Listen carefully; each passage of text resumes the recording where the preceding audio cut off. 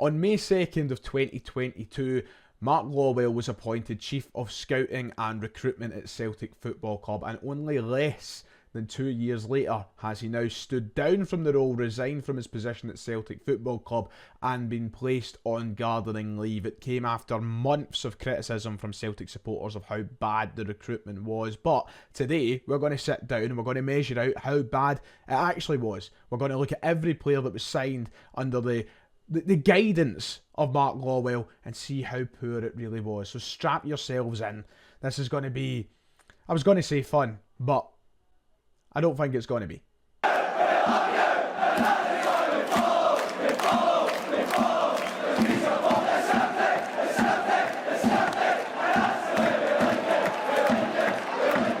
If you haven't already, please make sure to hit like and subscribe. It would be much appreciated. We're trying to get towards 50,000 subscribers this year. So if you enjoy the content on the channel, you enjoy tier lists like we're doing today, then you know what to do. Go down below, hit both those buttons. It's absolutely free and would be much appreciated.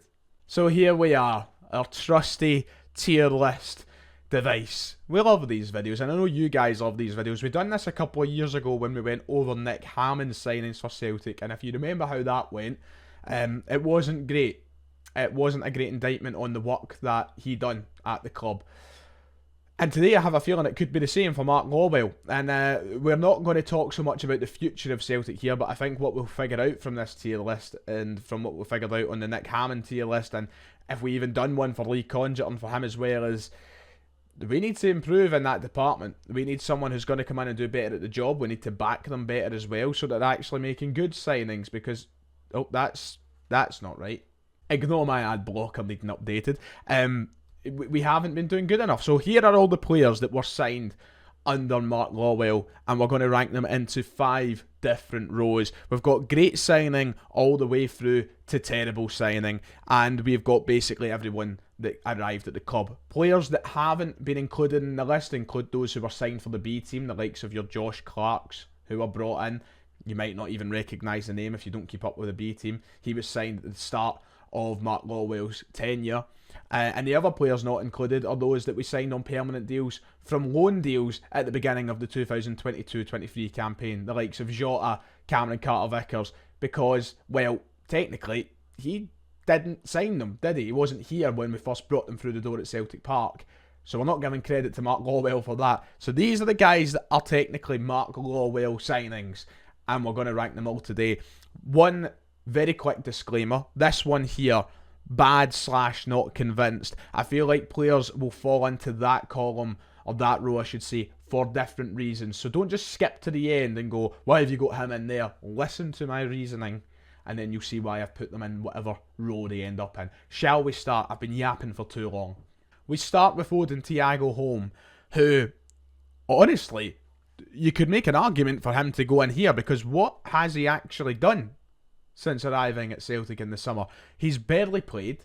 I know a lot of that has been down to injuries that he's picked up throughout the campaign, but right now we haven't seen enough of Odin Thiago Holm to even suggest that he's been good enough to play for Celtic. I like what I've seen of Odin Thiago Holm. I think there's definitely a player in there, and personally I think that I would maybe have him up in the meh row. Meh. Like, he's not good, but he's not bad either. So I'm going to keep him there for now, because I think that he's been very unlucky, especially in the position that he plays, where you've got your settled players, you've got your Matt O'Reillys, your Callum McGregors, your Rio Hatates. It's not an easy place to try and get in and stake your claim. I hope that because he's so young, he will come good, but this is someone who, by the time his Celtic career is over, whenever that may be, he could be on either side of that meh category. So he's kind of scraping in there for now.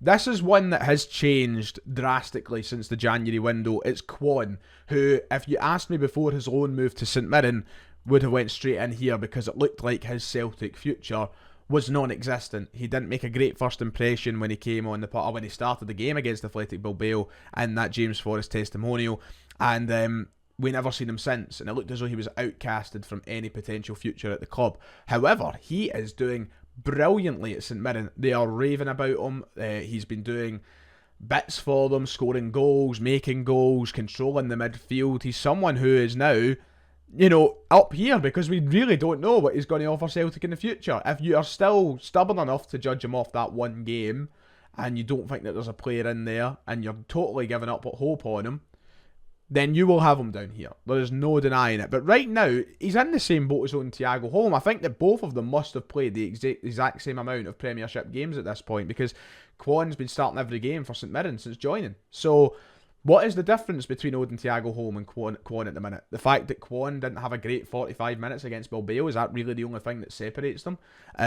Who knows what his Celtic career will lie, or will be, sorry, after he's back from the St Mirren loan deal. I think he's the same as Thiago Holm. He could either be here or way down here. But for now, I don't feel like it's justified to say that he's been terrible when he's doing a pretty good job at St Mirren.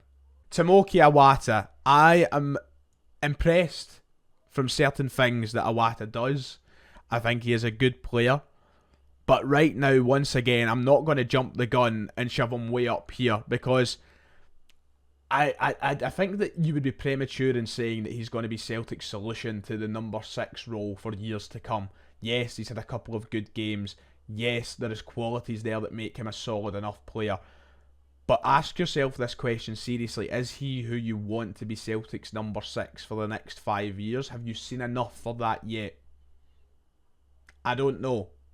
So I'm not going to jump the gun and go, oh yeah, he's been a really good signing or whatever. He's not been that great. He's not been out of this world great. He was actually quite poor against Hearts at the weekend, if you remember rightly. So right now, you know, it's annoying, because he's certainly been better than Kwon and Thiago Holm. There is no denying that, and maybe that should just about bring him up to the good tier. But I think there's still a long way to go for Tomoki Iwata. He needs a bigger run of games. He needs more consistent football, and then ultimately you're talking about someone who could be a good signing. Do you know, now that we're on to Paulo Bernardo, I'm thinking to myself, maybe I could shove Iwata into good, because I would say Bernardo has been good, especially because it's only a loan deal as well. We haven't exactly spent money on Bernardo. We don't need to sign him permanently in the summer, so for the very little money that has been spent on wages or whatever for Paulo Bernardo, he has been a good enough signing. He's came in and contributed when we've needed him to. He's had some good games. It took him a while to get there, but in recent months he's been quite a good player, quite a dependable player, I would say. I would have him in good for now. I think he's certainly got technical ability which shows when he's having a good game. Obviously in recent weeks he's kind of fell out to supplement Tomoki Iwata coming into the team. So maybe you could put Iwata into good, you know. I'm still going to keep Iwata in mid, and I think this is one that people will disagree with the most here. Having Bernardo as a good signing and Iwata as a meh signing. If there was a little in-between tier just below good, I'd probably shove Iwata in there, but sadly I can't do that. This is one that has become quite a polarising player in recent weeks, Luis Palma, but I'm still going to put him in good for now. I think come the end of the season you could maybe drop him down. His inconsistencies have been his biggest annoyance and what's held him back from being a top player and a very dependable player at Celtic, because sometimes he can be brilliant, but sometimes he can be god-awful. But there's definitely flashes of a player in there. His goal contributions this season speak for themselves. He's scored plenty, he's assisted plenty. He just needs to get that confidence in his game to be a consistent week in, week out starter. And then you're looking at someone who's definitely a good signing, but I still have him up there for now. I don't think he's been that bad at all. It's just that annoyance sometimes when he tries to cut inside constantly and he can't beat his man. That does kind of show him up at points, but I feel like he's done enough to be considered a good signing for now. That may change as time goes on, but for now I would definitely have him there. Yang for me goes into May as well, and I'm not having this you know, after a couple of games that he's been brilliant. He's a good signing, he's a great winger. Like, he's had a couple of good games when our wingers have probably been the poorest part of our season, but Yang is still very raw, still very young, and still got a long way to go. I do have confidence he can be a good player for Celtic, but maybe not as much as some other people. For me, he goes straight to the top of this section. I think that sums up Yang perfectly. He's pretty meh, because he's got all the right ideas, the determination. He does what other wingers are too scared to do, but he's maybe just not got that technical ability that a Palma has to really make him the fully polished player that you would need him to be. So for me, he goes right in there. I'm not going to lie. I am concerned at how many people I'm just shoving into this meh category. I might need to reevaluate come the end. Siegrist, a bad signing. Do you know, I would probably have shoved him in here if he was actually Celtic's number 2. But he's not been since the minute he came to the club, basically. It's been Scott Bain. Scott Bain is the keeper who's been on the bench every week for Celtic for the past 2 years. Siegrist is getting paid to go on holiday. It's a bad signing. And I don't hold anything to himself. I don't hold him accountable for this. Benjamin Siegrist ultimately is a victim in all of this, I would say. He's not exactly came here to be in the situation he's in. But, I mean, you can't really argue he's been a good signing. We've been paying him money week in, week out to genuinely do nothing. So, yeah. Scott Bain. I mean, that's the thing. It's not Scott Bain, sorry. Benjamin Siegrist. That's the thing. If you're coming in as a number 2... you can't be too harsh. You can't be too critical because, you know, he's not going to be playing an awful lot of games. But this is somebody who we spoke about potentially dislodging Joe Hart from his place. And now Brendan Rodgers and formerly Ange Postecoglou have both preferred Scott Bain as their number 2 option. So, a weird one. This might rub people the wrong way. I'm also putting it in here. This is one that can change like the weather for folk, I think. Because if he scores a goal one weekend, people are like, oh, he's good. But when he's on a run and he's not scoring goals, he's bad. For me, he's bad for one main reason, and I hate bringing up this name, Georgios Giacomakis, but he was brought in as the replacement to Giacomakis. Did he replace him? Did he replace his goals? No. And now, a striker who was third choice at Norwich City, who nobody wanted at Celtic, is doing what O was meant to do. O is now Celtic's third choice striker. And you've got to look at this critically. I don't think O's a terrible player by any means, but it's not been a good signing for Celtic. It's not worked out. He's certainly got qualities and attributes that make him a hassle for opposition players. He's certainly got attributes to his game that makes him a good striker for Celtic, but we've barely seen that. He's barely been utilised, and now he's not getting a game over Adamida. That's a bad signing. This is a guy that's on loan from Norwich for a few months, and O can't get anywhere near him. I rest my case. Ultimately, my opinion at the minute is that O just hasn't been good enough to deserve that place over Ida anyway, so that kind of adds to it. And as I said, he has got those qualities, but we just don't see them enough. We don't see enough goals from a guy that's job is literally to score goals. Tilio is one that I think, I'm not going to lie, right now I've got to put him down here because he's played, about 20 minutes for Celtic in a season where the wingers have been terrible. If the wingers that we've seen have been that bad, what's going on with Tilio? And now he's away back on loan to Australia. I don't see him having a Celtic career. I don't. I just don't see it happening. We talk about Mikey Johnson doing well at West Brom and people talking about how he could find his way back into the Celtic team if he plays good enough. I don't see it happening with Johnson, so I definitely don't see it happening with Tilio. Why did we sign him? What was the point? Was it somebody that Ange Postecoglou would have used with the Australian connection and now Brendan Rodgers doesn't fancy him? I guess we'll never know. Can I just make it clear? It's nothing personal on Marco Tilio himself. All of these players I would love to see do well for Celtic, and I wish them nothing but the best for their careers, and especially their careers at Celtic. But Tilio, nothing bad on the guy whatsoever. It's not been a good signing for Celtic at all, really. And just like this one so far, Nicholas Kuhn, I'm not convinced. I wanted to be, but the money we've spent on him and the performances we've seen of him so far, it ain't looking good. £3.5 million we have spent on Nicholas Kuhn, and he's not an improvement on any of the wingers that we have right now. He's certainly not an improvement on Leah Labada, which is what we needed from that window. Not convinced. It's so early in his career. I'm not saying that he's binned, that he'll never be good enough and we should never play him again. I'm absolutely not saying that. But how have we paid £3.5 million for him?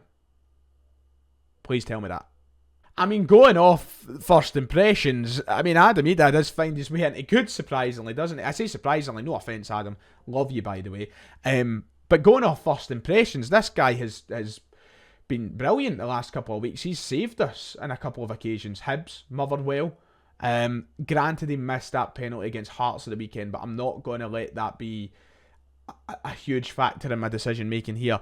If I'm putting Kuhn and not convinced straight away, then on the other side I'm going to put Ida and Good at this point as well, because he has been good and he's looked like exactly what we need to score goals in a season where Kyogo has been struggling. We needed a striker to come in and do that, and he has. I know that people will say that I'm jumping the gun with Adam Ida, putting him in good, but what we've had from him so far has literally been something that has kind of reignited fans' hopes challenging for a title. He's scored some big goals, Motherwell being the highlight of that. He brings a quality that we've been missing. He's done what O was meant to do. And he's dislodged Kyogo from his starting spot. So for me right now, Adam Ida does make his way into good. Moritz Jens is a weird one because,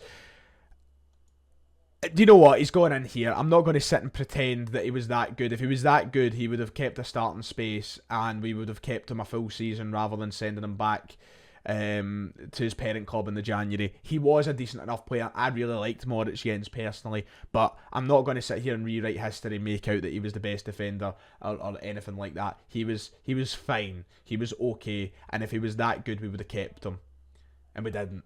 I think this is that we've arrived at him. I think he's the only one that arguably makes it up here, and this is where the caveat comes in. Do you count personally? You say this is nobody will never really know. But do you count Aaron Moy as a Mark Lawwell signing? Because to me, that's an Ange Postecoglou signing. That's the one to me that Ange Postecoglou knew he was available, spoke to him himself and said, "One will get you up to Celtic." I don't think Mark Lawwell would have played a huge part in the recruitment of Aaron Moy. Ange Postecoglou knew him really well, managed him at Australia. I don't think it's a Mark Lawwell signing, and funnily enough, for me, I think this is the only one that's going to end up in great signing because it was a great signing. It wasn't at first, but wow, he was brilliant. The ability the boy had was brilliant, just so good. I miss him every day, and I know a lot of people have still some differing opinions on Moy, but when he got cooking for Celtic, oh boy, he cooked. I think a lot of people will put Sead down here, won't they? And that hurts me. But it can't really argue it. I'm gonna be generous because I like him, and I'm gonna put him in bad. Because it was bad. We spent money on him. He's now on loan to Stoke. His Celtic career is probably over. Much to my heartbreak, but he's just not done enough. And his season that he did have around here with Ange Postecoglou just didn't do enough. Maybe he has a chance next year, just maybe, but I really doubt that. The only reason I'm not going to put him in terrible is because we did get a couple of decent runs of form out of him before the World Cup, before one of the other international breaks. Injury did hamper him, fitness hampered him. So that's the only reason I'm not going to put him in terrible. Get him right down there, thank you, easy. £3.75 million on Alexandro Bernabei. There is no wiggle room here for Bernabei's placing on the charts. And let's get him down there as well. Oliver Abildgaard. There's a pub quiz question of the future. Who was the Danish midfielder that Celtic signed on loan in 2022? Oliver Abildgaard. 10 points to you if you remember he existed. Terrible signing. If you asked me 6 months ago, he was easily up here. Alistair Johnson, but right now he makes it into good. He's had a poor campaign. He's not had the greatest season, but still enough pass marks to be considered a good signing, to be considered a good player. I really like Alistair Johnson personally, but he has struggled this season. He hasn't lived up to that initial standard that he set when he arrived last January. That ending to the season under Postecoglou, I was thinking that we'd upgraded on Juranovic. Now, I think a lot of Celtic fans will tell you he's not even close to Juranovic. That shows you where the standards have fallen for Alistair Johnson. If he recovers, which I have the utmost faith that he will, I love you, Alistair, he'll be a great signing. I still think that you could argue he's a great signing, but he hasn't had the greatest of campaigns. But I do love him. And here we go into the terrible section again. Nice. Yuki Kobayashi. he goes in there as well. And let's just get the next two out the way, shall we? Gustav Lagerbielke, nothing on him himself. We'll get to it in a second. And Nat Phillips. Nat Phillips has to go in there. He's arguably the very worst of them all, Nat Phillips. But Gustav Lagerbielke has to go in as well. Nat Phillips, easy. He was terrible. Shane Duffy 2.0, was only here a few months, was never going to get his loan extended. He was too bad. He was really bad. Sorry, Nat. All the best to you, mate. But it was shocking. And it was that emergency loan deal that we done at the end of the window. God knows why. And then Lagerbielke goes in there for very different reasons. A player who I think has actually got some good ability. I actually quite like him. But we've spent, what, £3 million on him to now only be trying to get him gone. It's a terrible signing. The recruitment surrounding the signing was nonsensical. It's not done anything for him or anything for Celtic. Brendan Rodgers seems to not want him. I don't know where the wires crossed, but something happened that led to Lagerbielke being here that shouldn't have happened, because he obviously wasn't wanted by the manager, and now we're trying to ship him off. Everything surrounding the Lagerbielke stuff has been terrible. His impact on the park, I would actually say, has been pretty decent. That last minute winner against Feyenoord, or the late winner against Feyenoord, I should say, some solid enough performances, but they've been, what, once every 4 months? Lagerbielke's sadly down there.